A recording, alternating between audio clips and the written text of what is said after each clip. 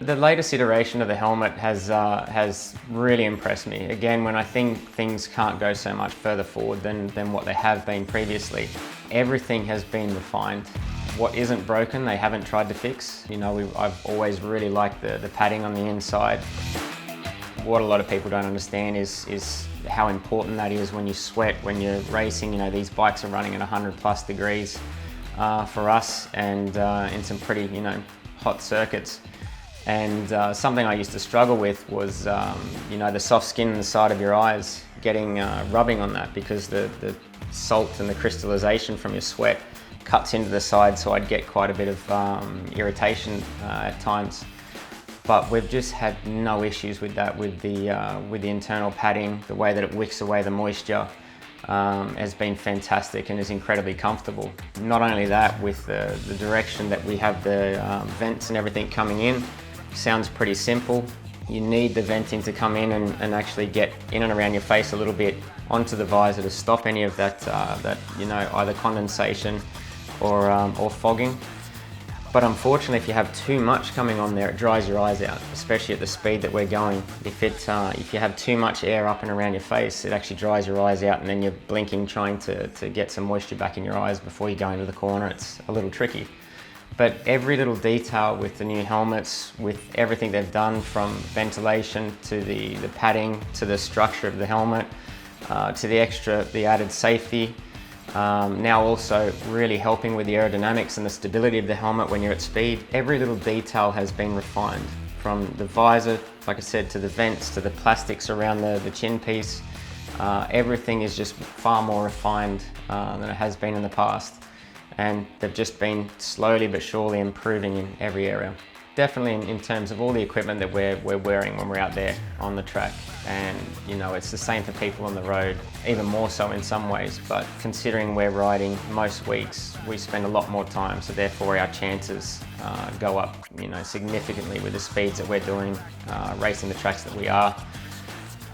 You know, things can go wrong, and we've seen that. You know, it's a dangerous sport, and protecting your head is the first and foremost of everything. You know, the more protection you can get, the more safety you can get there, the better it is. Not only for somebody's confidence, but I think also just for the fact that, you know, if anything does go wrong, whether it's your fault or not, you know that your head's protected. And it's done an amazing job on me. Over all these years, I've had some massive crashes, and I've always come out with my head intact, without concussions or anything like that. And for me, that's a massive standout. But not only that aspect, I think, you know, everything from stability, from the air ventilation to all these other areas, like I said, the fogging issues that we were having, the condensation problems we were having, these all end up safety issues, safety factors. And we've always got on top of every single one of them, and very quickly. The more vision that you get, the better vision you get in all conditions, the more safe it is. The more stability you get in your helmet at speed, the more safe it is. There's all these factors that go into it, making sure you don't have malfunctions, making sure that your visor doesn't pop off at the wrong moment. There are so many factors that go into these things that can really go wrong quite quickly. You know, I think it's a testament to the team there that, you know, they've done such an incredible job over these years.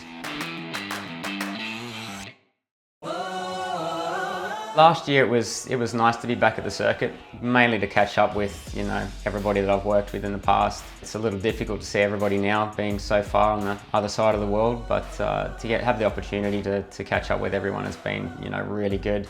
I'm still, you know, a big advocate for trying to get the rules changed in the future, to try and get rid of winglets, try and get rid of all these electronics that seem to have, you know, taken this class and really held it hostage, in my opinion. It's the best way I can describe it. You know, these riders, I want them to show their talent. I don't want them to be controlled by engineers telling them what there has to be and how much electronics there has to be. I really think we need to put the control back in the rider's hands.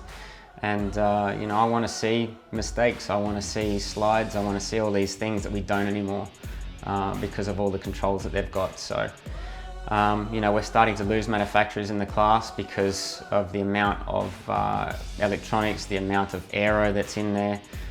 It's pushing the costs up exponentially, and it's not what we're trying to do in that class. You know, there's a reason that rules are put in place to try and keep everybody within a certain, track that everyone can sort of, work around those rule systems. But right now it seems like, you can create what you want and there's no rule to say no.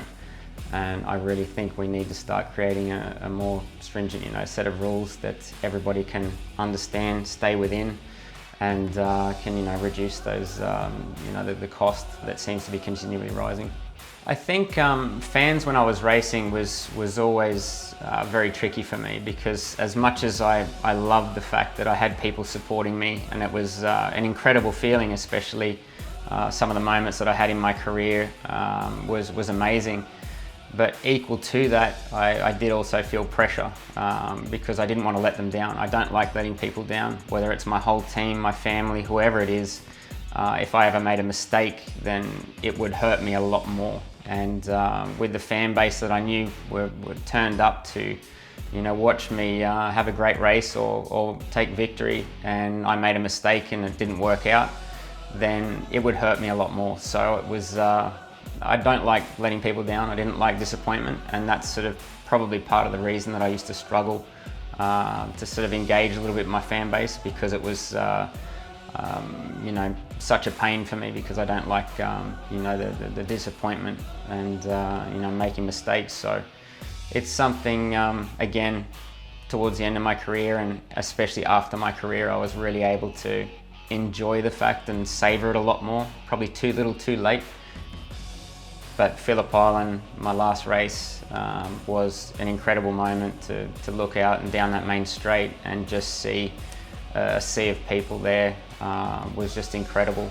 Even the next day, it took us over 2.5 hours to get off the island, which isn't very far, and that was at midday the day after the race. So it was a real surreal feeling to know that so many people had turned up to give us support, and I was very, very grateful for it.